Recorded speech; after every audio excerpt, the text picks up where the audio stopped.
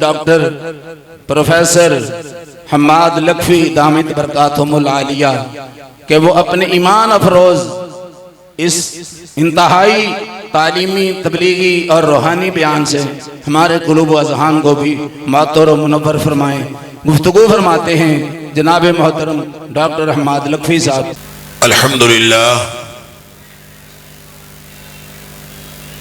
الحمدللہ وکفا وسلام علی عبادہ الذین اصطفیٰ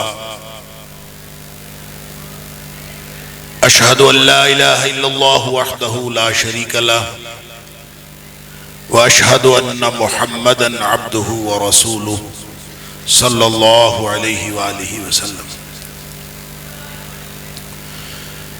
اللہم صل علی محمد وعلی آل محمد کما صلیت علی ابراہیم وعلی آل ابراہیم انکا حمید مجید۔ اللہم بارک علی محمد وعلی آل محمد کما بارکت علی ابراہیم وعلی آل ابراہیم انکا حمید مجید۔ اما بعد فاعوذ باللہ السمیع العلیم من الشیطان الرجیم من حمزہ ونفخہ ونفثہ۔ بسم اللہ الرحمن الرحیم۔ اللہ نزل احسن الحدیث کتابا متشابہا مثانی تقشعر منہ جلود الذین یخشون ربهم ثم تلین جلودهم وقلوبهم الى ذکر اللہ ذالک ھدی اللہ یہدی بہ من یشاء ومن یضللہ فما لہ من ہاد۔ باہر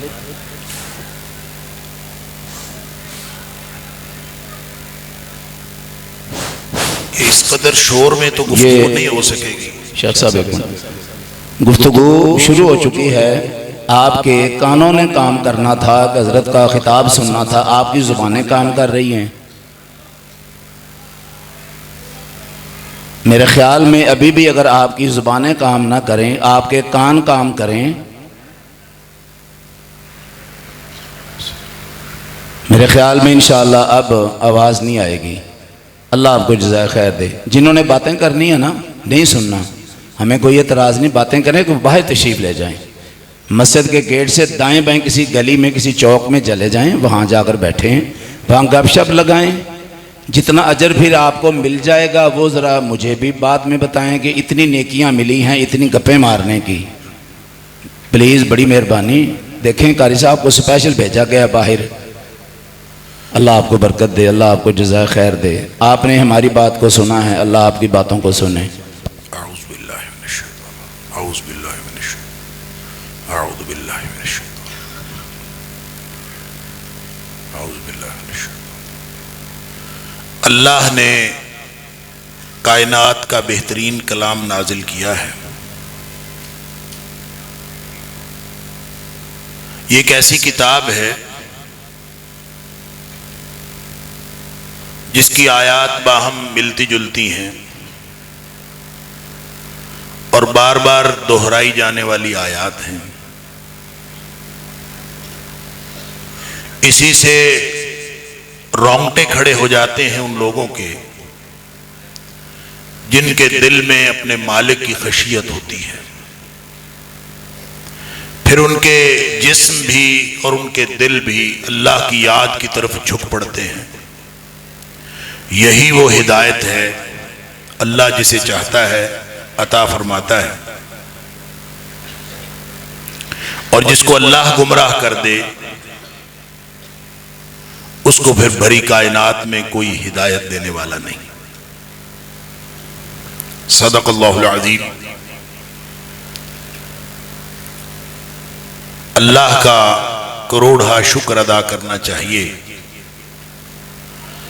کہ ہم سب ایک ایسی مجلس میں شریک ہیں جو مجلس قرآن ہے، جو قرآن کے ساتھ برپا کی گئی ایک مجلس ہے۔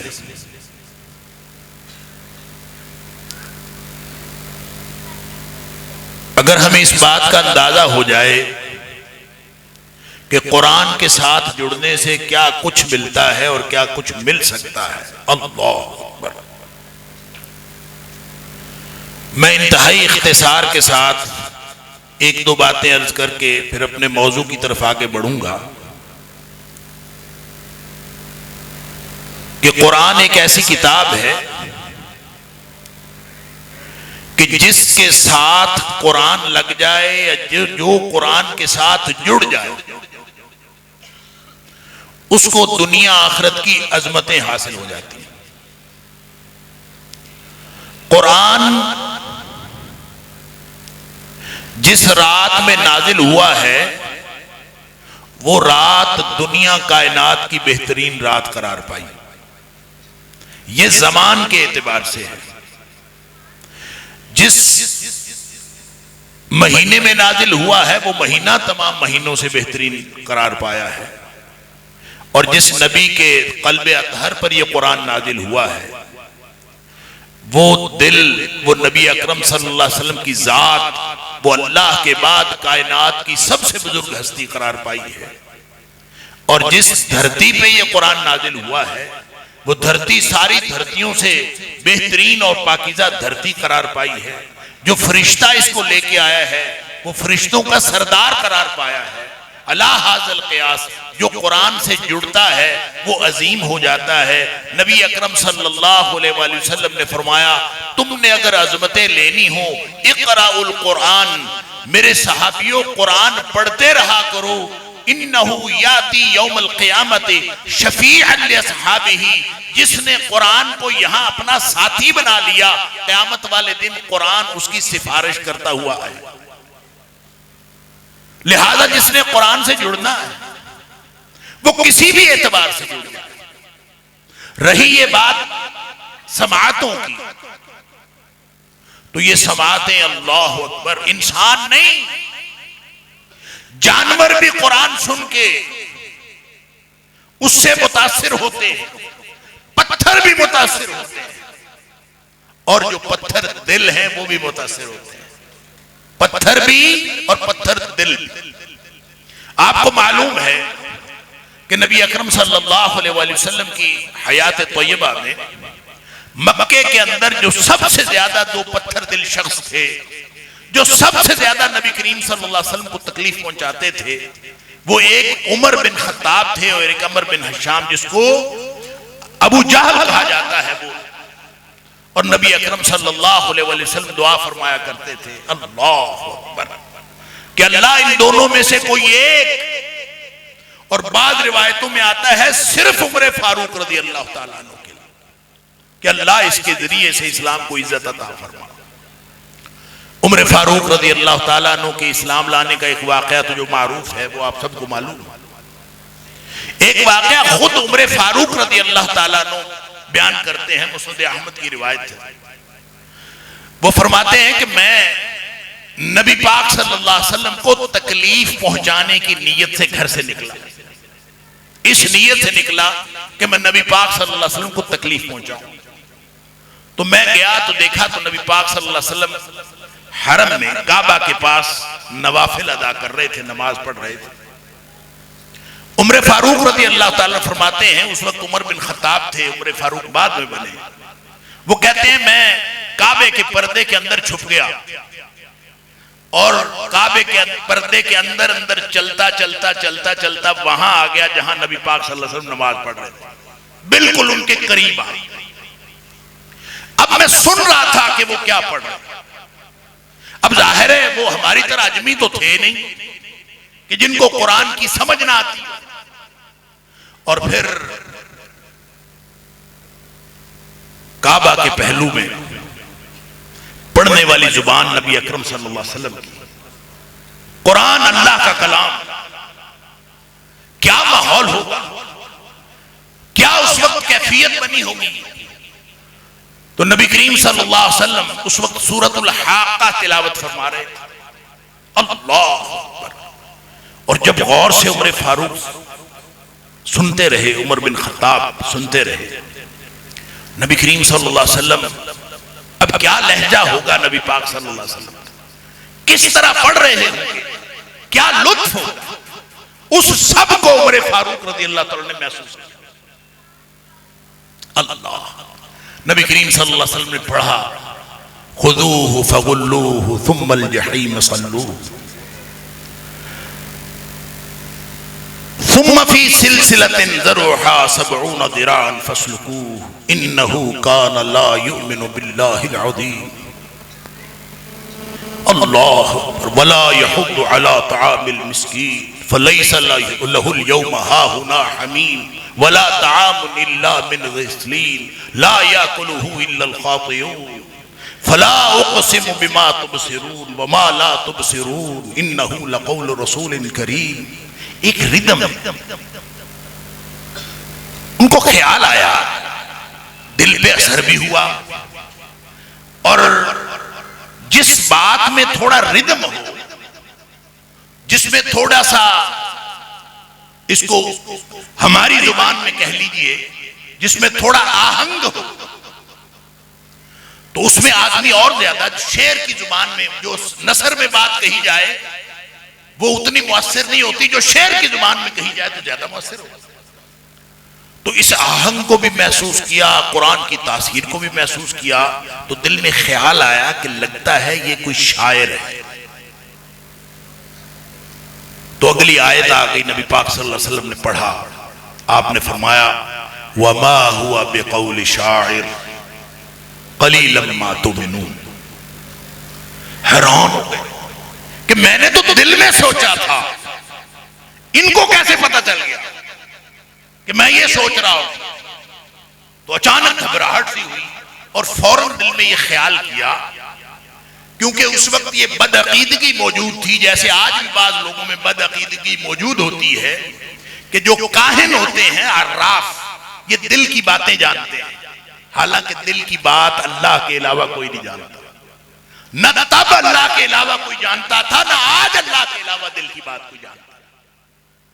تو عمر کہتے ہیں کہ مجھے لگا کہ اس نے میرے دل کی بات پہچان لی ہے، تو لگتا ہے یہ کوئی کاہن ہے۔ تو اگلی آیت آ گئی وَلَا بِقَوْلِ كَاهِنٍ قَلِيلًا مَا تَذَكَّرُونَ۔ اللہ اکبر۔ عمر کہتے ہیں کہ میں تو اس کے بعد پریشان ہو گیا کہ یہ پتہ نہیں کیا ہے، نہ شاعر ہے نہ کاہن ہے، یہ کچھ اور ہی ہے۔ گئے تھے تکلیف پہنچانے، اپنا آپ گوا بیٹھے، اور کہتے ہیں مجھے ایسے لگتا تھا کہ میرے جسم میں جان ہی باقی نہیں رہی۔ اور جب نبی پاک صلی اللہ علیہ وسلم، کہتے میں چھپا رہا، بیٹھا رہا، جب نبی کریم صلی اللہ علیہ وسلم نے نماز مکمل فرما لی، آپ جانے لگے، تو کہتے میں بھی پردے سے نکل کے میں بھی آپ کے ساتھ چل پڑا۔ نبی کریم صلی اللہ علیہ وسلم نے آپ کے سینے پر ہاتھ پھیرا اور آپ نے ہدایت کی دعا دی۔ اصل میں عمر کے سینے میں اور عمر کے دل میں ایمان اسی دن جاگزین ہو گیا۔ وہ جو اگلا واقعہ ہے کہ بہن کا قرآن سن کے اسی وقت اعلان کر دیا، تو اصل میں پیچھے یہ اصل واقعہ یہ تھا، تو پہلے سے سوچا ہوا تھا۔ اللہ، تو قرآن سن کے اثر نہ کرے یہ ہو نہیں سکتا، لہذا ہر ایک پر اثر ہوتا ہے۔ ہم بھی جب سن رہے ہوتے ہیں، کوئی پڑھنے والا سبحان اللہ قاری عزیزی عبدالسلام عزیزی جیسا ہو، سبحان اللہ، اور ہمارے قرآن کرام اللہ تعالیٰ ان کو سلامت رکھے، اور دل سے ایسے لگتا ہے کہ دل کے تار چھیڑے جاتے ہیں۔ لیکن سوال یہ پیدا ہوتا ہے کہ کیا قرآن اس لیے نازل ہوا تھا کہ ہم قرآن سن کے واہ واہ کر لیں، اس سے خوشی بنا لیں، محفل اچھی ہو جائے، مجلس اچھی ہو جائے، سبحان اللہ کی بارشیں ہو جائیں، ادھر سے سبحان اللہ ادھر سے سبحان اللہ، ہاتھ اٹھا اٹھا کے؟ کیا قرآن اس لیے نازل ہوا؟ قرآن کا مقصد نزول کیا ہے؟ قرآن نازل ہوا ہے ہدایت کے لیے، قرآن کتاب ہدایت ہے۔ اللہ فرماتا ہے اللہ نزل احسن الحدیث۔ اب ذرا غور سے میری بات چند منٹ کے لیے آپ سن لیں گے۔ تو ایک سیکوینس کے ساتھ میری بات ترتیب کے ساتھ مکمل ہو جائے گی انشاءاللہ۔ اللہ تعالیٰ مجھے اور آپ کو ہم سب کو قرآن سے ہدایت نصیب فرمائے۔ اللہ نزل احسن الحدیث، اللہ نے کائنات کا بہترین کلام نازل فرمایا، اور یہ بہترین کلام اس کے بڑے معجزے ہیں، یہ اس کے بڑے اعجاز، یہ قرآن ہر اعتبار سے معجزہ ہے، لیکن یہاں اللہ کریم نے دو اس کی خصوصیات بتائیں۔ کائنات کا بہترین کلام بھی کہا، دو خصوصیات بتائیں، فرمایا کتابم متشابہم مثانی، یہ ایک ایسی کتاب ہے جس کی آیات باہم ملتی جلتی ہیں، مثانی بار بار وہی دہرائی جاتی ہے۔ گویا اس میں کیا ہے؟ اس میں تکرار بھی ہے، اس میں مشابہت بھی ہے، اور یہ دو خوبیاں وہ ہیں، یا یہ دو خصوصیات وہ ہیں، اگر کسی مخلوق کے کلام میں ہونا، اللہ کسی شاعر کسی ادیب کے کلام میں باہم ملتی جلتی باتیں، تکرار والی باتیں، یہ قدرت کلام کے منافی ہے۔ جو شاعر جو ادیب قادر الکلام نہیں ہوتا، اس کے کلام میں مشابہت آ جاتی ہے، اس کے کلام میں تکرار آ جاتی ہے، اور جس کے کلام میں تکرار آ جائے، جس کتاب کے اندر مشابہت آ جائے، وہ اپنی تاثیر کھو دیتی ہے، لہذا وہ کتاب پڑھنے کے قابل نہیں ہوتی، اس کے اندر تاثیر نہیں ہوتی۔ اس لیے شعراء ادباء وہ کوشش کرتے ہیں کہ ان کی کتاب کے اندر، ان کے کلام کے اندر نہ تکرار آئے نہ مشابہت آئے۔ سبحان اللہ، یہ مخلوق کا کلام ہے، جس میں تکرار اور مشابہت آئے تو اپنی تاثیر کھو دیتا ہے، اور یہ خالق کا کلام ہے کہ جس میں تکرار اور مشابہت آئے تو اس میں تاثیر اور بڑھ جاتی ہے۔ یہ فرق ہے مخلوق اور خالق کے کلام میں۔ مخلوق کے کلام میں مشابہت اور تکرار آ جائے تو وہ اپنی تاثیر کھو دے، اللہ کے کلام میں مشابہت اور تکرار آئے تو اس کی تاثیر بڑھ جاتی ہے۔ کتنی بڑھتی؟ یہی معجزہ ہے قرآن کا۔ یہ قرآن کے اعجازات میں سے ایک اعجاز، یہ اللہ کا کلام، اس میں مشابہت بھی ہے، اس میں تکرار بھی ہے۔ کتنی مشابہت ہے؟ اللہ اکبر، اتنی مشابہت ہے کہ بعض اوقات حفاظ بھول جاتے ہیں، وہ کہتے ہیں مشابہ لگ گیا اس کے، مشابہت اتنی حفاظ بھول جاتے ہیں۔ اور خاص طور پہ یہ جو قرآن حکیم میں آیات کے بعد اللہ کی صفات مختلف جگہ پہ بیان ہوئی ہیں، کہیں غفور الرحیم آ گیا، کہیں عزیز الحکیم آ گیا، کہیں علیم الخبیر آ گیا، یہ تو اکثر حفاظ بھول جاتے ہیں، پتہ نہیں کیا ہے اور کیا نہیں۔ ایک واقعہ مورخین نے لکھا ہے کہ عمر بن عبدالعزیز رحمہ اللہ جب وہ اپنے گورنری کے زمانے میں بھی اور اپنی خلافت کے زمانے میں بھی وہ مناظرے کروایا کرتے تھے، مختلف مذاہب، اس کا مقصد یہ ہوتا تھا تاکہ اسلام کی تبلیغ ہو۔ تو ایک شخص جو یہودیوں کی طرف سے مناظرہ کرنے آیا، اگلی دفعہ مناظرہ کرنے آیا تو وہ مسلمانوں کی طرف سے آیا۔ عمر بن عبدالعزیز نے پوچھا تمہیں کیا ہوا، تو اسلام کا مخالف تھا؟ اس نے کہا جی میں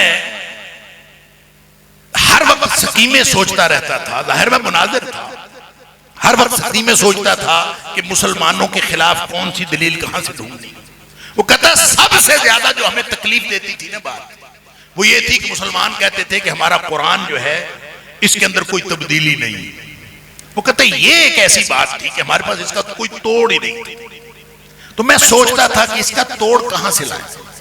کہتے بیٹھے بیٹھے سوچ سوچ کے مجھے ایک سکیم سوچی، میں نے سوچا کہ ایسے کرتے ہیں کہ یہ جو آیات کے آخر پہ اللہ کی صفات بیان ہوئی ہیں نا، اس کو ایک جگہ سے ایک طرح کی صفات اٹھاتے ہیں، وہ دوسری آیت کے ساتھ لگا دیتے ہیں، دوسری آیت سے صفات اٹھاتے ہیں، وہ ایک اس آیت کے ساتھ لگا دیتے ہیں۔ شروع میں لوگوں کو پتہ ہی نہیں چلا گا، لوگ سمجھ جائیں گے کہ ٹھیک ہے، تو بعد میں کہوں گا دیکھو تمہارے قرآن کے اندر تبدیلی ہوئی۔ کہتا یہ سکیم میرے ذہن میں آئی، تو اس سکیم کے تحت میں نے سب سے پہلی آیت جب سنائی کسی ایک مسلمان کو، سکیم لڑا لی، سکیم بنا لی، اور سکیم پر اب عمل درآمد ہونے لگا ہے، پہلی آیت ایک پہلے مسلمان کو کہتے میں نے سنائی، میں نے اس کو کہا دیکھو یار تمہارا قرآن کتنا اچھا ہے، اس کے اندر یہ کیا کچھ ہے، تو یہ کہہ کہ میں نے اس کو ایک آیت سنائی، اور آیت سنائی سورہ مائدہ کی، وَالسَّارِقُ وَالسَّارِقَةُ فَاقْطَعُوا أَيْدِيَهُمَا جَزَاءً بِمَا كَسَبَا نَكَالًا مِنَ اللَّهِ، یہاں ہے وَاللَّهُ عَزِیزٌ حَکِیم، وہ کہتا ہے میں نے لگا دیا وَاللَّهُ غَفُورٌ رَحِیم، باقی آیت اسی طرح، تو میں نے یہاں لگا دیا وَاللَّهُ غَفُورٌ رَحِیم۔ اللہ اکبر، تو کہتا ہے میں نے مسلمان کو سنائی، میں نے کہا دیکھیں قرآن کتنا اچھا ہے، صرف اس لیے کہ میری سکیم کامیاب ہو جائے تبدیل کرنے کی۔ تو کہتا ہے وہ مسلمان کہتا ہے کہ میں حافظ تو نہیں ہوں اور مجھے یہ بھی نہیں پتا صحیح کیا ہے، لیکن ایک بات کنفرم ہے کہ جو تو نے آیت سنائی ہے یہ آیت غلط ہے۔ کہتا ہے میں تو حیران ہو گیا، میرے تو پاؤں کے نیچے سے زمین نکل گئی کہ یہ حافظ بھی نہیں ہے، اس کو یہ بھی نہیں پتا صحیح کیا ہے، لیکن یہ کہتا ہے قرآن یہ آیت اس طرح نہیں ہے، یہ کیسے پتا چلا اس کو؟ اللہ اکبر۔ تو کہتا ہے میں نے اس سے پوچھا کہ کیسے تمہیں پتا چلا؟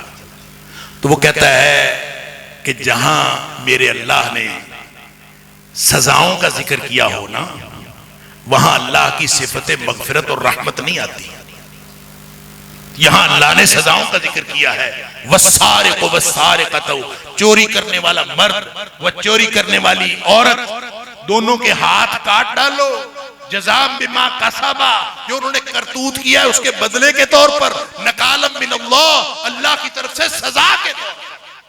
تو کہتا ہے کیسے ہو سکتا ہے ادھر سزا کی بات ہو رہی ہو، ادھر واللہ غفور رحیم ہو جائے، یہاں پہ غفور اور رحیم آ سکتا ہی نہیں، صحیح کیا ہے یہ مجھے نہیں پتا۔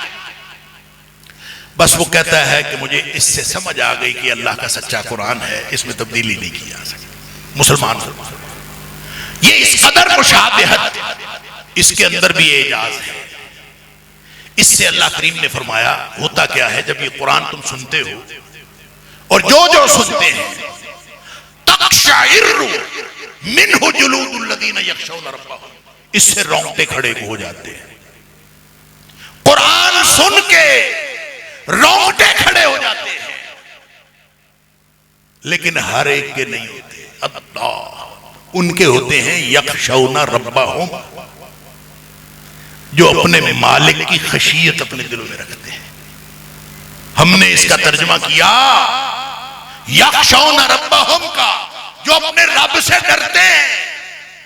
ساری زندگی سمجھنا آئی کہ رب سے ڈرنے کا کیا مطلب ہے، اور ڈرنے کا رونگٹے کھڑے ہونے کا کیا مطلب ہے، اور قرآن سننے کا کیا مطلب ہے۔ خشیت بھی اگر خوف ہے، خوف بھی خوف ہے، خوف بھی قرآن کا لفظ ہے، خشیت بھی قرآن کا لفظ ہے۔ اگر خوف کا معنی بھی ڈرنا ہے اور خشیت کا معنی بھی ڈرنا ہے، تو اللہ کو یہ دو مختلف الفاظ استعمال کرنے کی کیا ضرورت ہے؟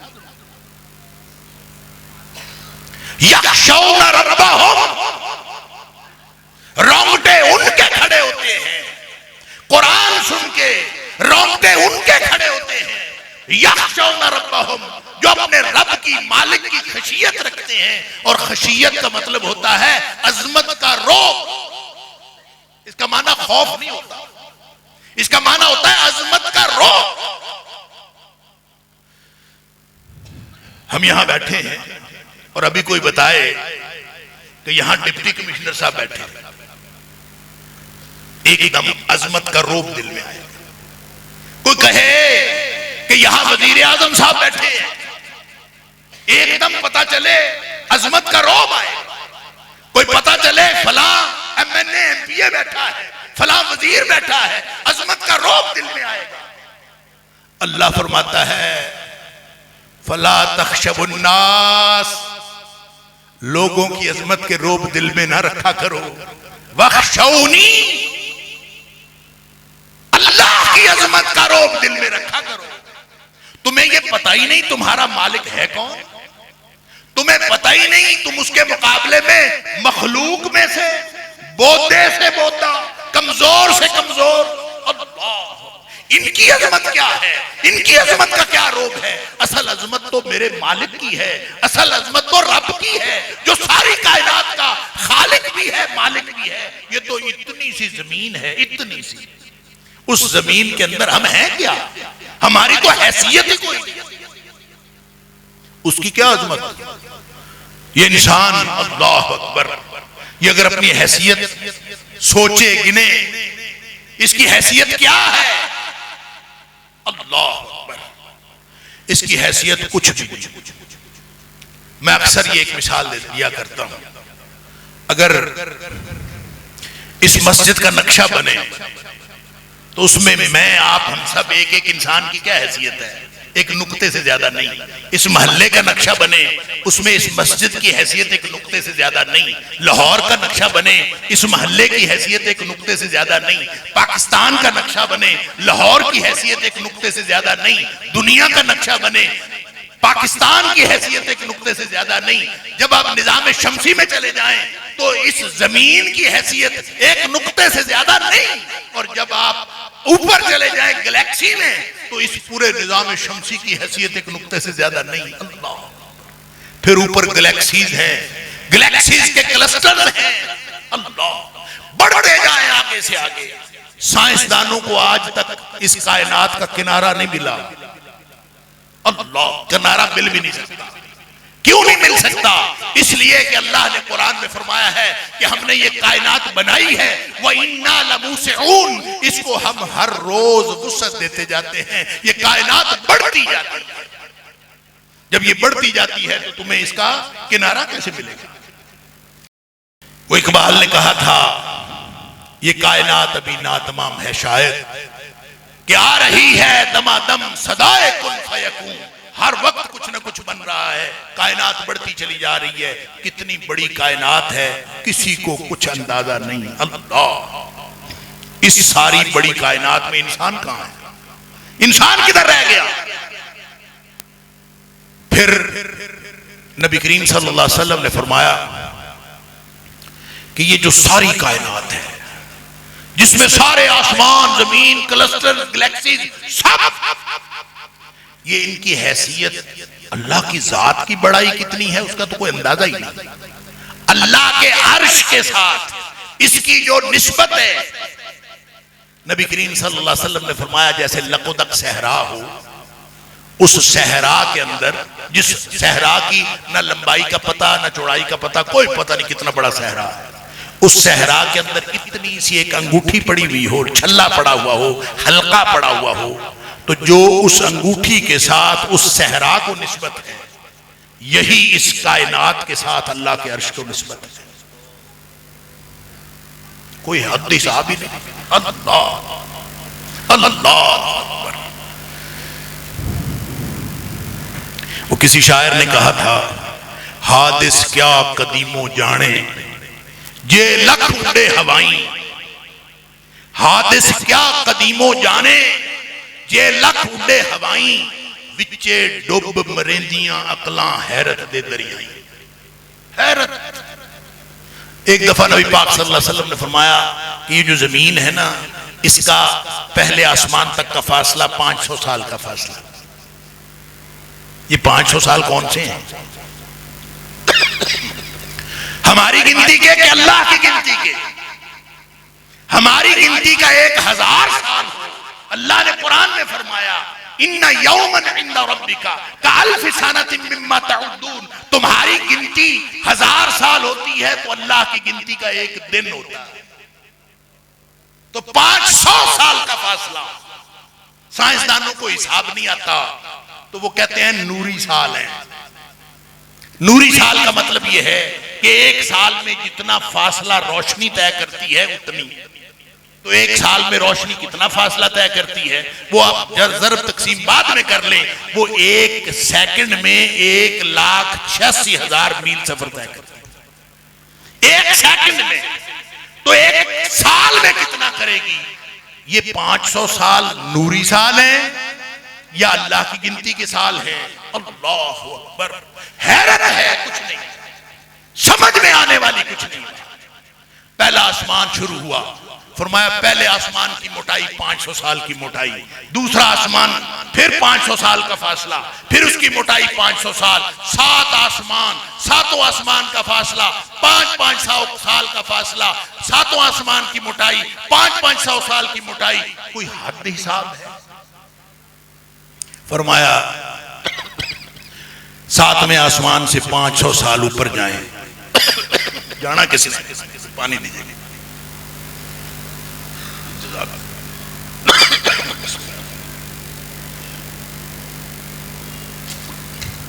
الحمدللہ.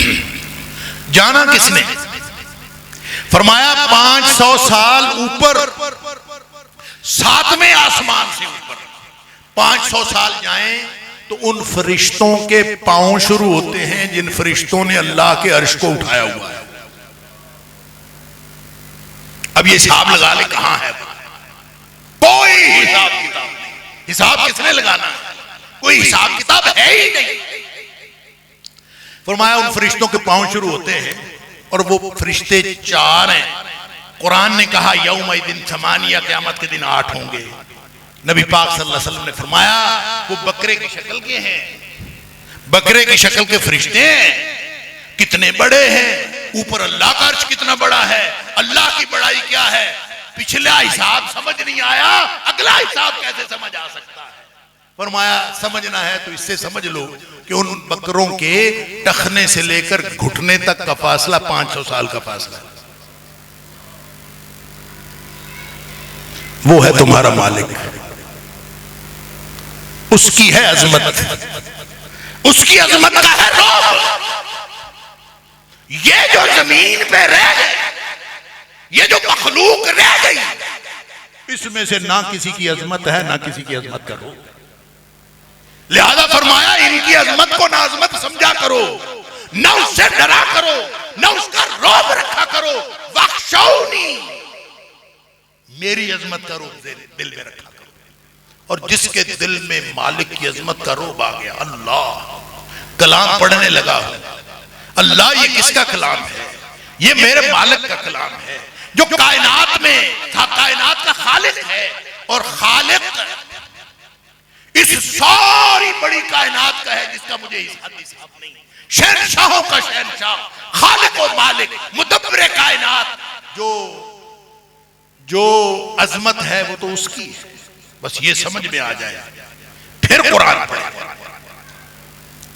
ایک اور مثال دیتا ہوں، اللہ کرے ہمیں سمجھ آ جائے بات. فرمایا اچھا یہ تقشعر منہ جلود الذین یخشون ربہم، جو صاحب کلام ہوتا ہے، صاحب کلام جب تک اس کی شخصیت، اس کی ریکگنیشن نہ ہو، اس کی پہچان نہ ہو کہ صاحب کلام کون ہے، کلام کی عظمت کا اندازہ بھی نہیں ہوتا. جب تک صاحب کلام کی عظمت کا اندازہ نہ ہو. کیسے؟ مثلا میں مثال دیا کرتا ہوں، میں کہتا ہوں پکڑ لو. آپ سارے کہیں گے پتہ نہیں اس کے دماغ کو کچھ ہو گیا، یعنی یہ بالکل فضول جملہ ہے نا، پکڑ لو. اور اگر یہی جملہ عراق کا تھانے دار کہے پکڑ لو تو پھر اس کا مطلب سمجھ میں آتا ہے. اور یہی جملہ اگر ملک کا وزیر اعظم کہے تو بریکنگ نیوز ہے. کلام وہی ہے، صاحب کلام کے بدلنے سے کلام کی تاثیر بدلتی ہے، صاحب کلام کے بدلنے سے کلام کا مفہوم بدلتا ہے. اور آپ اندازہ کیجئے جب آپ کو پتا ہو کہ اس مالک الملک کا کلام ہے، میں جس کو پڑھنے جا رہا ہوں، جب تک یہ نہ پتا چلے، جب تک مالک کی عظمت کا رعب دل میں نہ ہو، کبھی رونگٹے کھڑے نہیں ہوتے. اس لیے ہم نے ساری زندگی قرآن سنا، ساری زندگی تراویحیں سنی، ساری زندگی ہم نے محفل قرات اٹینڈ کی، کبھی رونگٹے ہی کھڑے نہیں ہوئے. اس لیے کہ مالک کی پہچان ہو، پھر مالک کی عظمت کا رعب ہو، پھر ہمارے رونگٹے کھڑے ہوئے. کبھی کسی کے 50-60 سال زندگی گزر گئی، کبھی رونگٹے ہی نہیں کھڑے ہوئے. اللہ فرماتا ہے ہر کسی کے رونگٹے کھڑے نہیں ہوتے. تقشعر منہ جلود الذین یخشون ربہم، کبھی مالک کی عظمت کا روب دل میں رکھ کے. اللہ حضرت عبداللہ بن مسعود رضی اللہ تعالیٰ عنہ فرماتے ہیں سبحان اللہ. جب اللہ کہتا ہے نا یا ایھا الذین آمنو، اللہ اکبر، تو سیدھے ہو کے بیٹھ جایا کرو، الائٹ ہو کے بیٹھ جایا کرو. کائنات کا بادشاہ، کائنات کا خالق، عرش سے وہ تمہارے ساتھ مخاطب ہے، تمہیں بلا رہا ہے یا ایھا الذین آمنو. تمہیں جب یہ سنو یا ایھا الذین آمنو، تمہارے رونگٹے کھڑے ہو جانے چاہیے، تم سیدھے ہو کے بیٹھ جاؤ، تمہیں پتا چلے کہ عرش سے اللہ ہمیں پکار رہا ہے، ہمارے ساتھ مخاطب ہے. اقبال نے کہا تھا تیرے ضمیر پر جب تک نہ ہو نزول کتاب، گرا کشا ہے نہ راضی نہ صاحب کشاف. تفسیریں پڑھنے سے بھی رونگٹے کھڑے نہیں ہوتے، رونگٹے اس وقت کھڑے ہوتے ہیں جب مالک کی عظمت کا روک دل. اللہ کرے کبھی زندگی میں ہمارے رونگٹے کھڑے ہو جائیں، اور جس دن رونگٹے کھڑے ہو گئے، یہ ہدایت کا سوئچ ہے، یہ ہدایت کا بٹن ہے جس کے لیے قرآن نازل ہوا ہے. اللہ فرماتا ہے جس دن رونگٹے کھڑے ہو گئے اس دن تمہارا ہدایت کا بٹن آن ہو گیا. اور جس دن بٹن آن ہو گیا فرمایا پھر پتا کیا ہوگا، پھر زندگی بدل جائے گی. اللہ، پھر ایسے نہیں بیٹھے رہو گے، پھر راتوں کی نیندیں ویسے نہیں ہوں گی، پھر معمولات ویسے نہیں ہوں گے، زندگی میں اضطراب پیدا ہو جائے گا. فرمایا ثم تلین جلودہم وقلوبہم الی ذکر اللہ. پھر ان کے جسم بھی، پھر ان کے دل بھی، اندر باہر سارا اللہ کی یاد کی طرف جھک پڑے. ثم تلین جلودہم وقلوبہم الی ذکر اللہ. پھر ساری زندگی اللہ کی یاد کے گرد گھومے گی. بیٹھے گا تو اللہ یاد آئے گا، کھڑا ہوگا تو اللہ یاد آئے گا، لیٹے گا تو اللہ یاد آئے گا. ہر وقت وہ قرآن کے سائے میں ہوگا، اللہ کی یاد میں ہوگا. جس دن یہ ہدایت کا بٹن آن ہو گیا، سوئچ آن ہو گیا، کلک ہو گئی، کہتے ہیں کلک. اللہ کرے یہ کسی دن کلک ہو جائے. ہمیں وہ کلک کے یاد ہیں جو سوشل میڈیا پہ ہوتی ہے، ہمیں یہ کلک نہیں پتا جو اللہ نے فرمایا تقشعر منہ جلود الذین یخشون ربہم. ساری زندگی گزر گئی، کبھی رونگٹے کھڑے نہیں ہوئے. اللہ کرے کسی دن رونگٹے کھڑے ہو جائیں. آج کی مجلس قرآن، آج کی محفل قرآت سے ہی رونگٹے کھڑے ہو جائیں. اگر یہ ہو گئے تو زندگی بدل جائے گی. ثم تلین جلودہم وقلوبہم الی ذکر اللہ. پھر دل، دماغ، اندر باہر سب اللہ کی یاد کی طرف جھک پڑے گا. فرمایا ذالک ھدی اللہ یہدی بہ من یشاء. یہی وہ ہدایت ہے اللہ جسے چاہتا ہے عطا فرماتا ہے، اور جس کو اللہ گمراہ کر دے بھری کائنات میں اس کو کوئی ہدایت دینے والا نہیں. اللہ مجھے اور آپ کو، ہم سب کو قرآن سے ہدایت لینے والا بنائے. وآخر دعوانا الحمدللہ.